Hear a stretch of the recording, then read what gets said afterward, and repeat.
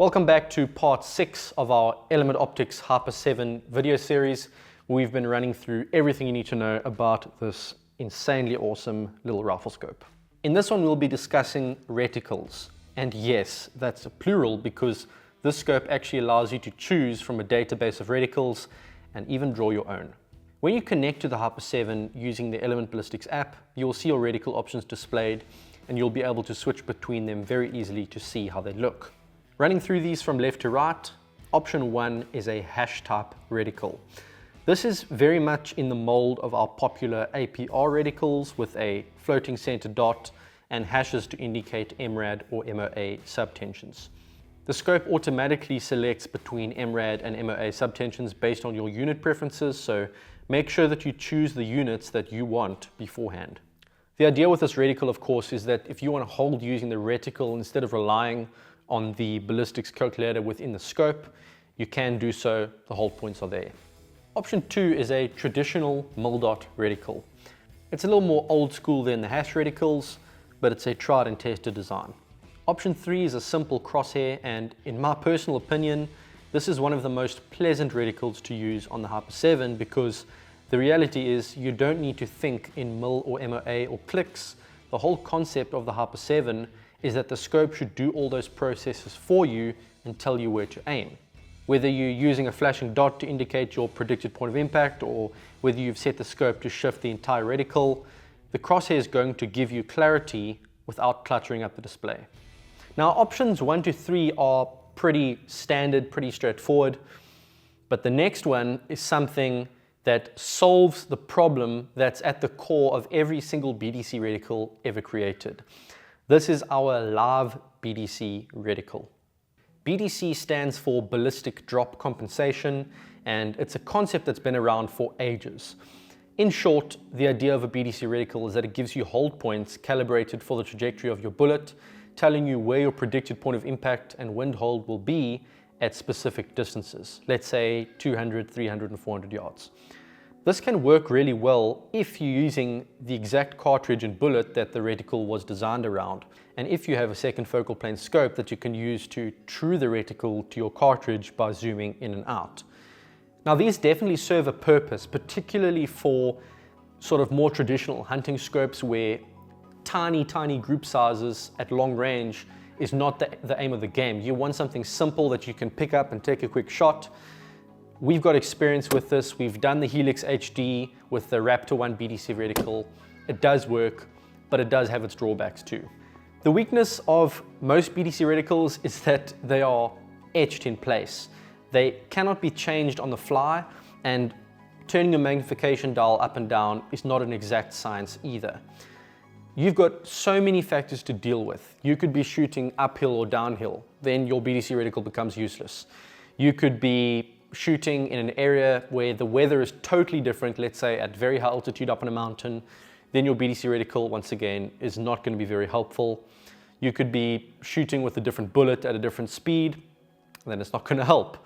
So the whole concept of the live BDC reticle is that the scope actually creates the reticle for you based on your exact ballistic profile and factors in absolutely everything, even adjusting in real time for incline or for density altitude, so that no matter what your situation is, if you hold at 400, you're going to hit at 400 on the 400 mark. It's mind-blowing. Looking at an example of a live BDC reticle here, you have your 0, then each hold point below is labeled with the distance it aligns with and has wind holds for 5 and 10 miles per hour. When you raise and lower the angle of the scope, you'll see the reticle compress. This compression of the reticle is your scope adjusting for the incline or decline in real time. So if you're shooting up or down a mountain, you don't have to do any math to correct your hold points. The one thing that you do need to set up manually is the step between your hold distances on the reticle. If those reticle subtensions are too close, they're going to start overlapping and you're not going to be able to read them properly. And if those gaps are too far, then it's very hard for you to hold in distances in between where there's just no reference point. So this takes a little bit of trial and error and a little bit of fine tuning.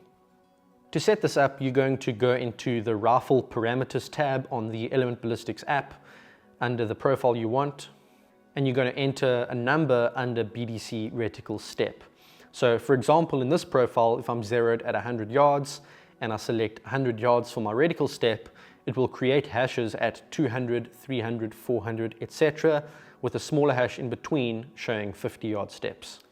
If I have an air gun or rimfire and my zero is at, let's say, 50 yards, and I set the BDC reticle step to 20 yards, then I'll have my 50-yard zero and I'll have hold points at 70, 90, and 110, for example, with wind holds for those distances. Now, as I said, this may take some trial and error. Every rifle is a little bit different, so those gaps will be a little bit different, but you just have to find what looks good to your eye and suits the distances and purposes that you want. And of course, if you do still want to use the ballistics calculator in the scope, let's say the flashing dot, for example, it can be displayed over your BDC reticle, so you can still use that feature. You may also be wondering why this reticle looks skew. Well, that's the scope compensating for spin drift. Your bullet doesn't actually fly in a straight line. And lastly, there is an option to draw your own reticle. This will take a bit of time because the reticle needs to be in a very specific format in order to be understood by the scope, but the app will run you through this process and give you instructions on what pixel size and format the image needs to be. You can create it on Photoshop or Illustrator or any similar program and upload it to the app, and it will show up in your database. With your reticle selected, you can hit disconnect, and there you go, done. As you can see, HYPR-7 allows you to customize your setup for whatever you may need. It's extremely versatile, and it's an absolute dream to use for people who like to do things their way. In the last HYPR-7 video, we'll be discussing the process of inputting range and wind and how you can use external devices to streamline this process and take that shot a little bit quicker. Make sure to find the link down below in the video description if you want to see the whole playlist, and we'll see you then. Thanks for watching.